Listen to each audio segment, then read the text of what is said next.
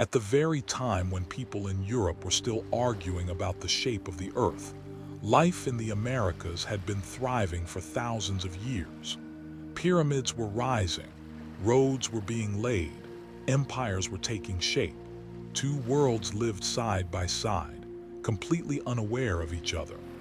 Until that autumn day in October 1492, when three ships quietly appeared on the shores of the Bahamas. At the helm of the flagship stood a man who believed he was sailing to Asia, yet stumbled upon a new continent.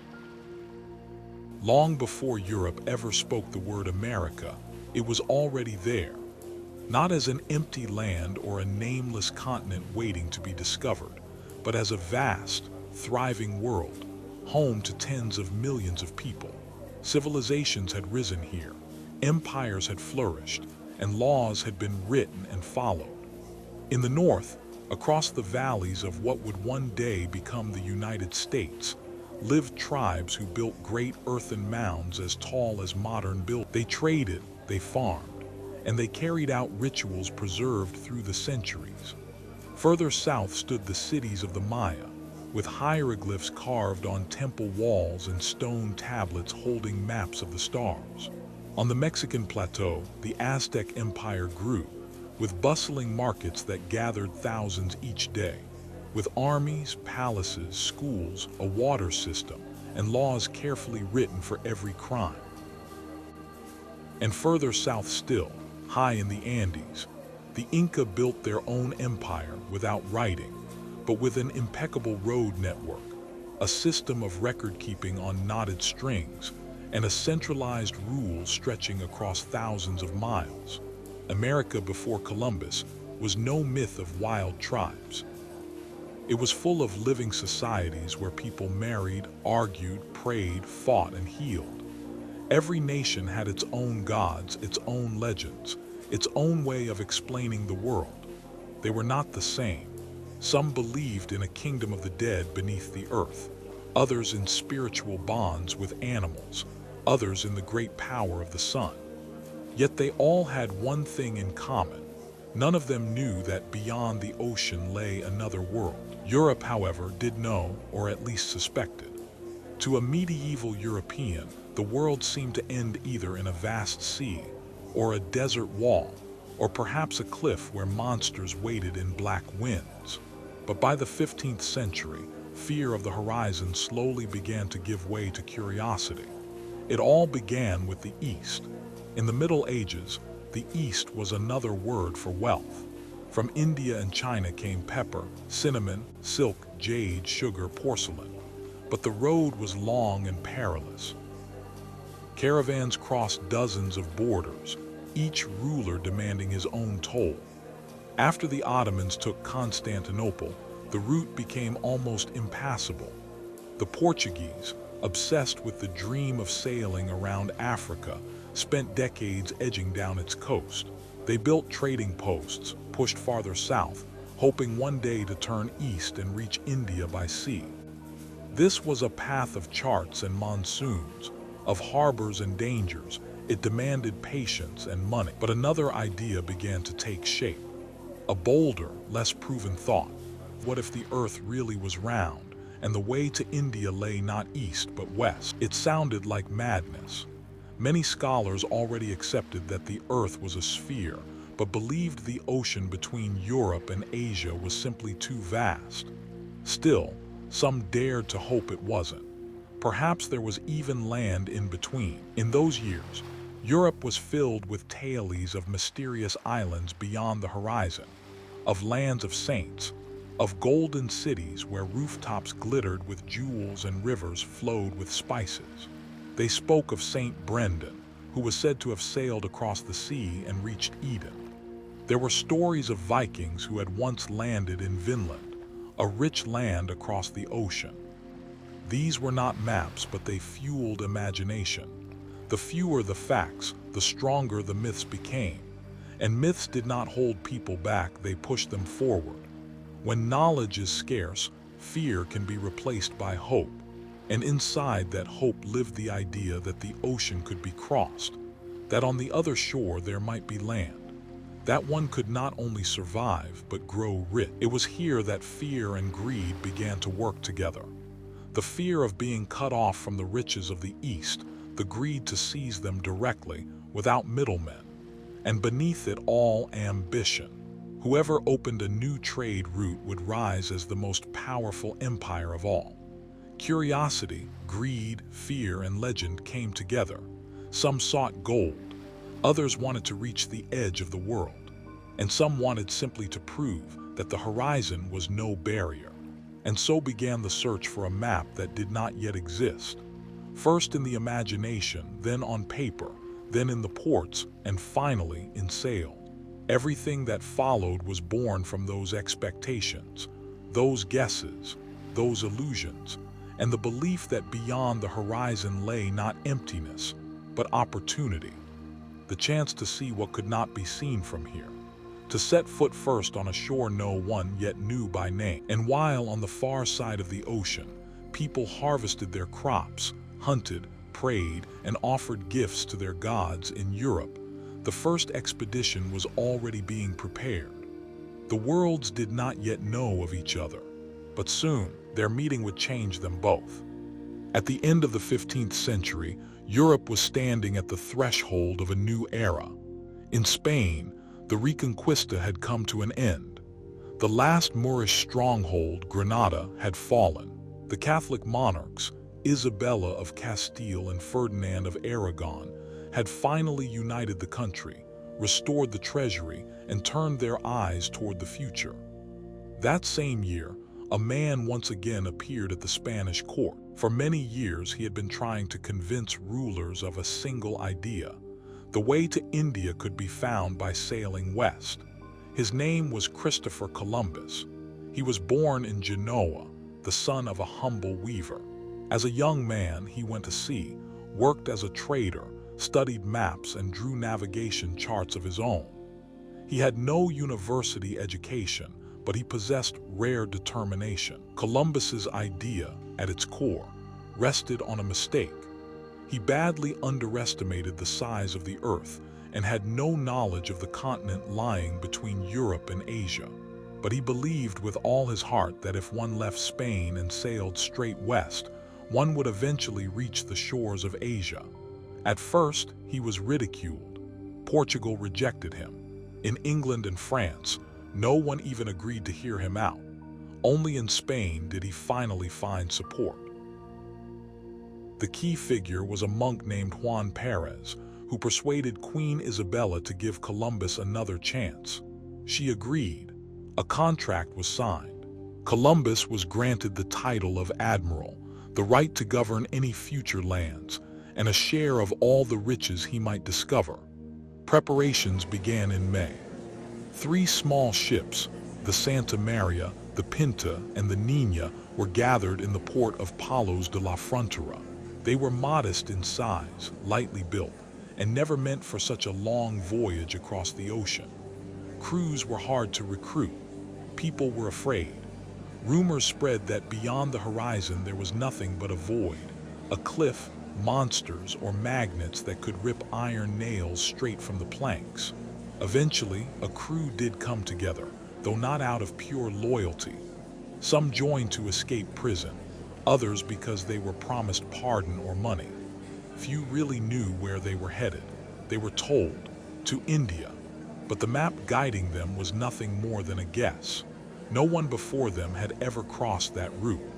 On the morning of August 3, 1492, the small flotilla set sail. The farewell was brief. No salutes, no songs. Few believed they would ever return. Their first stop was the Canary Islands, where they restocked supplies and repaired the Pinta, whose rudder had broken before even leaving NG Spain. Then they pushed out into the open ocean, the part of the journey no one had ever known. Week after week, the horizon remained empty. The wind never shifted. The sun scorched down. Nerves began to fray. Sailors scratched the passing days onto the walls of the ships. Some begged to turn back. Columbus kept a journal, but he recorded shorter distances than they had actually traveled, so the men would believe they weren't too far from home. Each night they searched the skies, but the heavens gave no sign that their path was true. No familiar coast, no passing ships. Sometimes birds landed on the waves or seaweed drifted by. Columbus told the men, "It is a sign land is near." Yet the horizon stayed empty. One evening, strange lightning flashed across the sky. The compass needle began to waver. Some whispered they had strayed off course, that the world itself was breaking. One sailor muttered that perhaps the ocean was endless. Columbus said nothing, though in his heart he too began to doubt. After a month, unrest became open talk of mutiny. The men were exhausted. They had no map, only their captain's faith and the silence of the sea. Columbus promised, if no land appeared within a few days, they would turn back. And then signs began to multiply. On October 10th, birds circled the ships more often. On the morning of the 11th, branches and carved wood floated by. That night around 2 in the morning, a cry rang out from the watch. Land. They had no idea what they had found. No thought that it was not Asia at all. But for them, the journey was over. They had crossed seas no map had ever drawn, and now they stood before a shore that would change history. On the morning of October 12, as the sun slowly rose above the horizon, Columbus's 3 ships approached the shores of an unknown land. A lookout from the Pinta was the first to notice a shadow on the water, then the shapes of trees. Columbus ordered the boats lowered. He wore his ceremonial uniform, carried the flag of Castile, a letter from the Queen, and the conviction that he had reached Asia. They stepped ashore on one of the Bahama Islands. The name given by the local people, Columbus recorded as Guanahani. He didn't understand their language, but that didn't trouble him. He was sure this was one of the islands near the coast of India. Later, he would write in his journal that the island was inhabited by kind, gentle people, unarmed, easily persuaded. That first day, Columbus raised the flag of Spain and declared the land the property of the Catholic monarchs. He never asked the inhabitants what they called their island, nor whom it belonged to. In his mind, he had arrived at lands destined to be discovered and governed. The islanders came to the shore. They had no metal, no clothing in the European sense. They brought gifts, feathers, beads, food. They had no idea who these pale strangers were, with their iron tools and shining weapons, and no inkling that their arrival would change everything. Columbus took their generosity as a sign of submission. He decided they must be Indians, because he thought he was in India.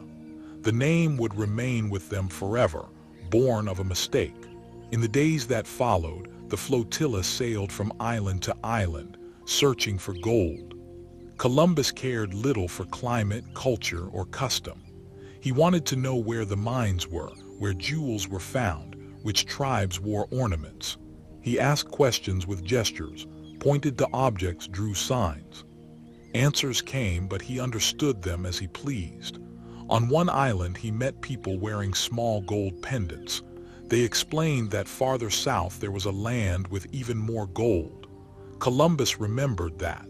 He wrote, "If these people know gold, then there must be much of it here. If they do not resist, then they can be converted to Christianity and put to work." His first impressions of the islanders were mixed. On one hand, he described them as welcoming, open, and unarmed. On the other, he wrote that they could easily be made servants, taught Spanish, and ruled. He did not see allies, he saw a resource. Meanwhile, the crew began exploring the new shores. They tasted unfamiliar fruits, saw plants they had never known. There was tobacco, potatoes, parrots, palms, and a heat they were not used to. Many marveled while also feeling unease. The land was beautiful, yet strange. Columbus wrote that there were no dangerous animals, no cities, no armies. He was mistaken. He had only reached the fringes of a vast world, not its heart. He thought everything was under control, that the islanders acknowledged his rule, that his mission was close to success. In truth, he understood neither their language, nor their politics, nor their beliefs. He did not realize this was only the beginning. Beyond these islands lay the Caribbean, and then a continent with thousands of years of history. A world far more complex than it seemed from the shore. The ships pressed on. In November, they reached Cuba. Columbus was convinced it was part of the mainland. He sent a party inland to find palaces and temples. They found neither, but returned with tales of a strange plant the locals smoked. Its leaves were dried, rolled into tubes and set alight. Thus Europe first learned of tobacco. Next came Hispaniola, the island today shared by Haiti and the Dominican Republic. There Columbus decided to build the first settlement. Before his eyes, the Santa Maria ran aground and broke apart. From its wreckage, they built a fort. Several dozen men stayed behind. It became the first European colony in the Americas. Columbus sailed back to Spain with the others. He carried a little gold, some exotic objects, a few captured islanders, and above all, news. He believed he had reached India, that a route was open, that trade could begin. In his letters, he wrote of marvelous lands, kind people, and a great mission. He did not know that his first steps had laid the foundation for a long chain of invasion. He did not know that behind the gifts would come cannons, and behind the missionaries, soldiers. He did not know that for these islands, this was not a discovery, but the beginning of the end. When Columbus returned to Spain in the spring of 1493, he found himself at the center of attention. He was welcomed as the man who had discovered a new route to India, though in truth, he had no clear idea of where he had been. His ship entered port carrying cages with people of dark skin and feathers in their hair. In the holds there were baskets of corn, cotton, shiny pebbles, strange fruits, and brightly colored parrots. But above all, what caught the eye were the small gold ornaments, even though there were only a few. At court he was received with honors. They called him Admiral of the Ocean Sea, and his tales were retold with admiration.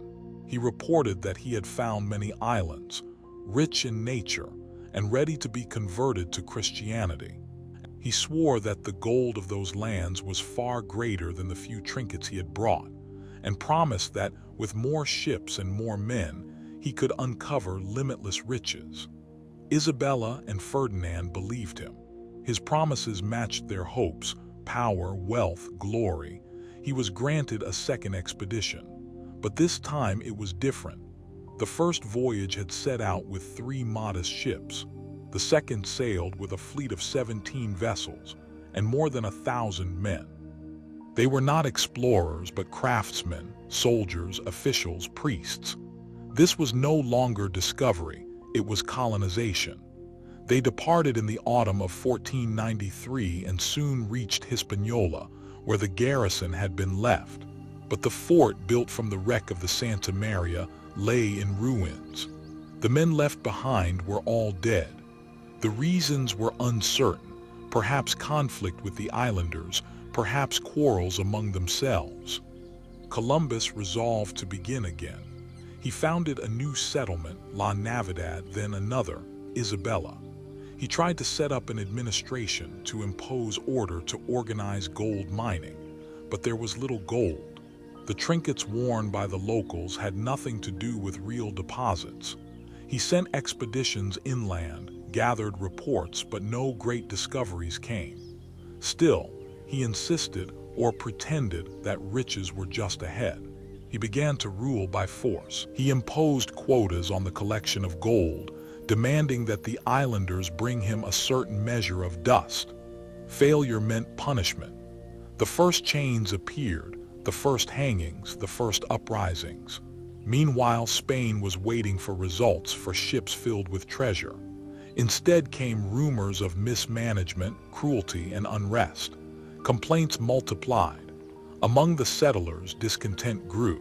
Food was scarce, disease spread, discipline collapsed. Columbus was a sailor but not an administrator. He did not know how to govern a colony, how to settle disputes, how to build lasting relations with the native peoples. He believed gold would solve everything. He was wrong. He pushed onward, exploring new islands. He reached Jamaica and parts of Cuba. Everywhere he searched for signs of India, spices, exotic aromas. He asked the islanders if they had a king, if there were elephants, if there was pepper. They did not understand what he wanted, and he could not grasp that he was in a completely different world. Despite the chaos, in 1496 he returned to Spain, but this time there was no triumph. Stories of cruelty, executions, and failure followed him. He was still received, but more coolly now. His authority was beginning to crumble. Still he pleaded, "Give me another chance." He promised once again to find what he had not yet found. The third voyage, 2 years later, brought him to the shores of South America, the mouth of the Orinoco. For the first time, Columbus began to suspect he might not be in Asia after all. The river was too vast, the plants too strange, the people too different. In letters he wrote, "I feel this land must be part of paradise." But in public he did not abandon his theory. He could not admit he had been wrong. Meanwhile, the crisis on Hispaniola deepened. Spaniards demanded power. The islanders resisted. Complaints went straight to Madrid. In 1500, the monarch sent a royal commissioner with orders to arrest Columbus and bring him back in chains. His rule over the colony was finished. He was freed, but real support never returned. In 1502, he sailed once more. It was his last voyage. He reached the shores of Central America, still searching for a passage to the Indian Ocean, still hoping to prove his theory right. But he found no passage, no gold, founded no city. His ships were battered by storms. He spent months stranded, waiting for rescue. In 1504, he returned to Spain, old, sick, betrayed by his own illusions.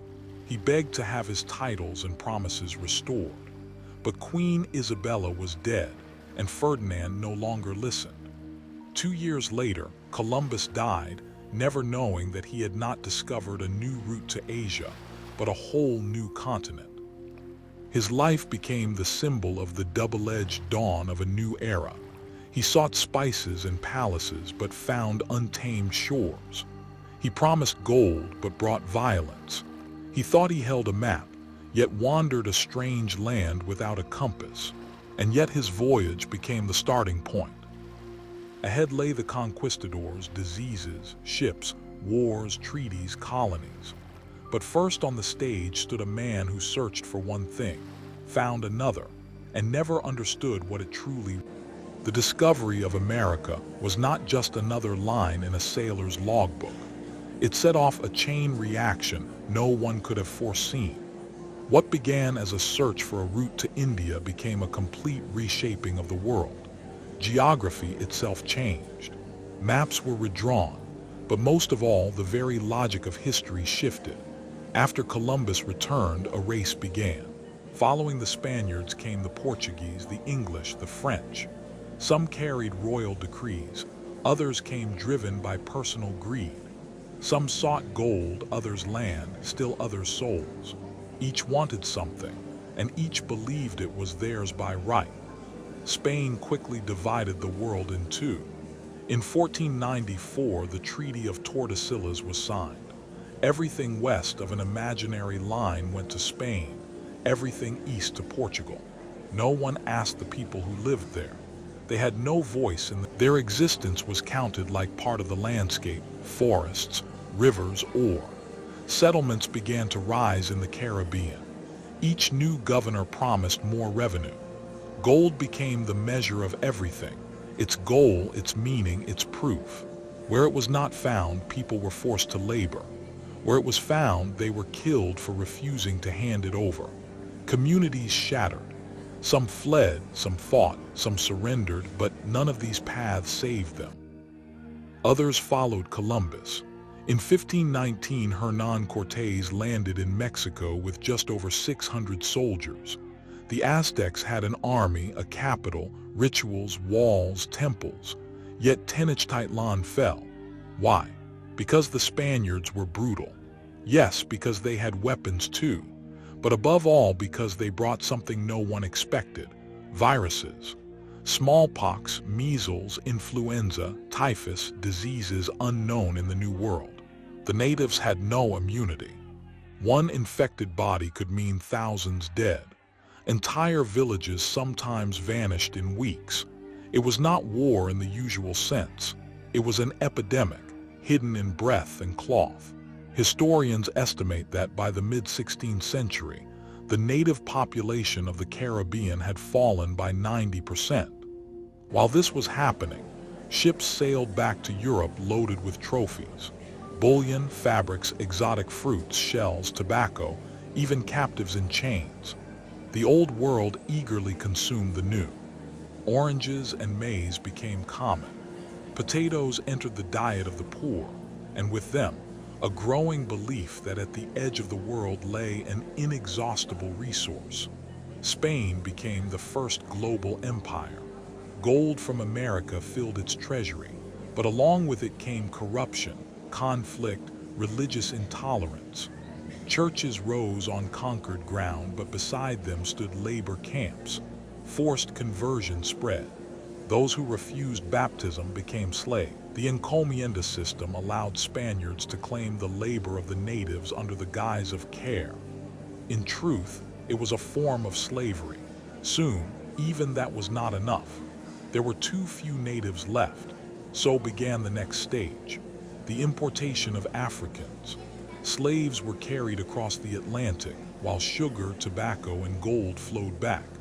Thus was formed the Triangle of Death: Europe, Africa, America. Even those who took no part in conquest felt the change. England built fleets. France created trading companies. New markets appeared, new spices, new diseases, new faiths. The global economy was no longer theory, it was taking shape on the decks of ships. And what of America? There, languages disappeared, temples crumbled, manuscripts were burned. Where cities once stood, pastures spread. Peoples who had lived by their own laws for centuries now found themselves subjects of a distant crown. Their gods were forbidden, their bodies no longer their own. The conquistadors who followed Columbus did not pretend to be explorers. They came as conquerors. They carried manifestos, papal bulls, royal charters. They invoked God but acted in the name of gold. Each one longed to become a new Columbus, not in geography but in profit. In Europe, his name became a symbol of triumph. In America, a symbol of the end. The discovery was not a doorway into a new era, but a blow to those who had already been living on that land. And yet it had all begun with a map that didn't exist, with an idea that India was closer than it seemed, with the illusion that the earth was just a globe with edges. But the earth was more than that. It was living people, and the discovery of their lands was not a neutral act. It was an invasion. Columbus never knew what he had truly begun. But his step was the first in a long chain of events that can never be washed away. Because history is not only what is written in diaries, it is also what is burned, erased, forgotten.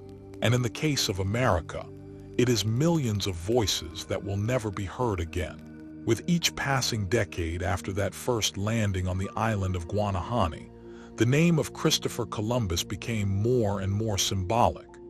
His real life, with its failures, pleas, exiles, and losses, was gradually replaced by the image of a hero who had opened up a new world. His journey was presented as a moment of triumph for European spirit, courage, and faith. But was it really so? Columbus died in poverty and obscurity. His titles were stripped, his income reduced. His sons spent years in court, fighting the crown for promises never kept. He himself never knew he had discovered a new continent. Until the end of his life, he insisted he had found a route to East Asia. Yet what he failed to understand in life became the foundation of a historical myth after his death. In the 16th and 17th centuries, as Europe was shaping its vision of the world, The figure of Columbus proved convenient. One man, one voyage, one date. Clear, simple, impressive. The discovery of a continent was reduced to a single name. The complicated reality that millions of people were already living in the Americas did not fit the tidy narrative. There was no room for the Maya, the Inca, the Cherokee, the Mohawk. Their history was too restless, too contradictory. Easier to leave it out and to elevate Columbus instead. In 19th century American schools, Columbus was taught as a founder. Cities, states, and universities were named in his honor. In 1792, 3 centuries after his first voyage, the first monuments were erected in the United States. In the 20th century, Columbus Day became an official holiday. That he had not discovered an empty land but entered it without permission was rarely said. But time passed, and by the start of the 21st century, the myth began to crack. Historians asked, why do we say discovered when millions lived here before? Why celebrate the date that marked the destruction of entire peoples? Why ignore the consequences while calling the event purely great? In parts of Latin America, Columbus Day was renamed the Day of Indigenous Resistance. Elsewhere, it was abolished altogether or replaced with a day of cultural diversity. People began to rethink the story. Monuments became subjects of debate. Some saw them as memory, others as symbols of injustice. Yet in the end, it is not really about Columbus himself. He has become a screen onto which we project the meaning of an era, a book cover few ever open. Columbus sought one thing, found another, and understood something else entirely. But his voyage marked the beginning of a global exchange that reshaped climate, economy, agriculture, religion, and demography. Europe received potatoes, corn, tomatoes, chocolate. America received disease, slavery, iron, and the gospel. None of this happened in a single day or even a single decade, but it began the moment 3 ships neared the shore. So the question is not whether Columbus was a hero or a villain. The question is why we continue to tell this story as if it were simple. Why do we look for a single meaning? Why do we keep calling it a discovery, knowing that it cost others their lives, their land, their very names? History is not meant to be comforting. Sometimes it is harsh, sometimes cruel, sometimes illogical, but it is ours.